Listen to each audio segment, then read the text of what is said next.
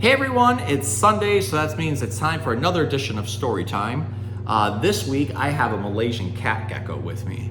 And this is a really cool species from Asia that spends a lot of its time during the day curled up literally like a cat and sleeping the day away, which sounds exactly like what a cat would do. This guy is pretty amazing because when you look at him, he looks exactly like what we would think of leaf litter looking like on the bottom of the forest floor. He's got grays and browns and blacks all over him with different patterning. He's even got some white spots that could mimic as like lichens and mosses. And he's got these really pointed arms that look like the edges of leaves. So when this guy is sitting on the bottom of the forest floor, he literally just looks like a pile of leaves. And that's actually when he's going to ambush his food because this guy loves eating insects. So when he's laying down there on the forest floor looking like a pile of leaves, a cricket or a roach or something might walk across his face and he can just reach out and grab them and get a free meal. Now, they're a very, very laid back, easygoing kind of gecko. He's just gonna kind of spend a lot of his time absorbing up my body heat. Where they come from, they like temperatures in like the mid 70s to like the low 80s. So sitting on my skin is keeping a nice warm blanket for him essentially. And he also realizes I'm not a predator and I'm not gonna do anything to him. So he's just kind of sitting there enjoying staying warm and enjoying the view.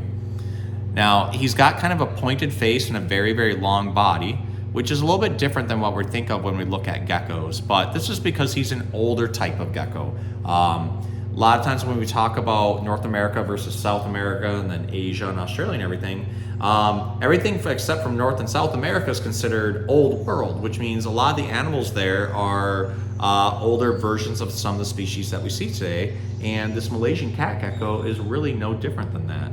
So sometimes when we think of starter geckos, people think of leopard geckos, they think of crested geckos. But really this Malaysian cat gecko fits right into that as a really, really good kind of pet. Because as you can see, unlike a crested gecko, it gets scared and will jump off of you, he's just gonna hang on.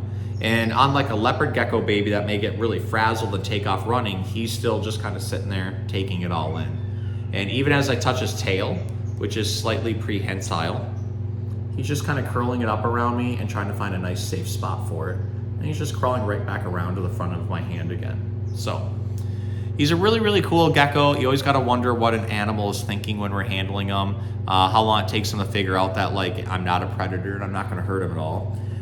Which actually brings us to this week's book called A Tale of Two Beasts by Fiona Robertson. And so the first half of the book is a little girl catching an animal and thinks she's rescuing it.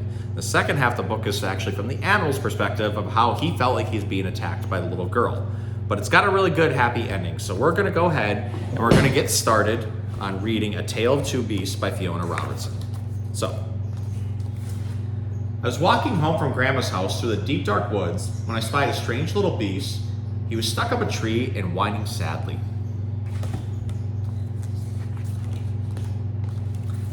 So I decided to rescue him.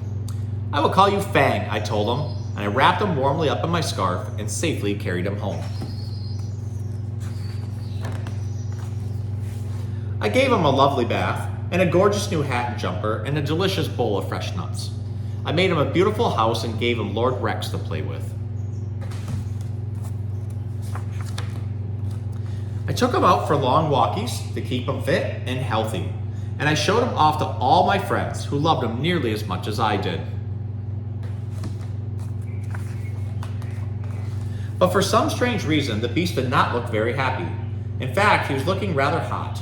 I hope he's not sick, I thought, and I opened the window to cool him down. But then something terrible happened. He threw off his clothes, leapt out the window, and ran away as fast as he could, back to the deep dark woods.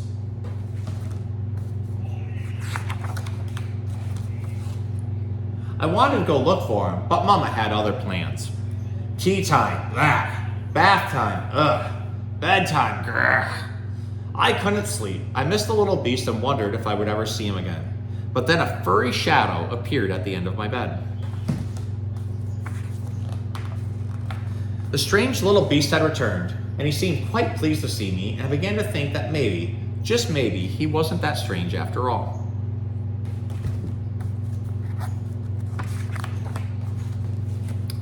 Part 2. I wonder why he came back. I was hanging from my favorite tree, singing happily to the birds, when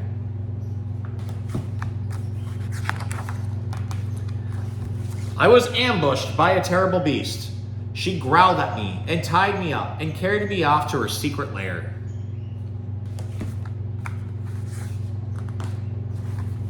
She made me disgustingly clean and dressed me up in a ridiculous hat and jumper and tried to make me eat squirrel food.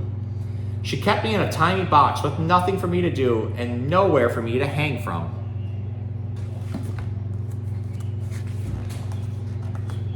She made me walk backwards and forwards and backwards again for no reason whatsoever. She showed me off to her herd of even wilder beasts who were just as terrible as she was.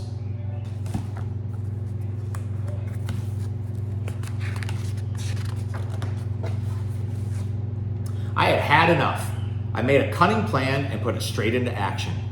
Free once more! I raced back to the deep dark woods before the terrible beast could catch me.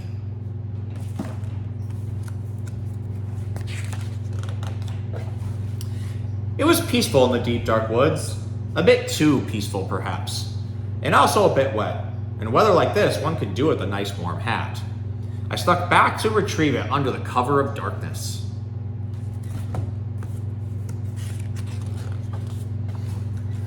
The terrible beast was waiting for me. She seemed quite pleased to see me, and I began to think that maybe, just maybe, she wasn't that terrible after all.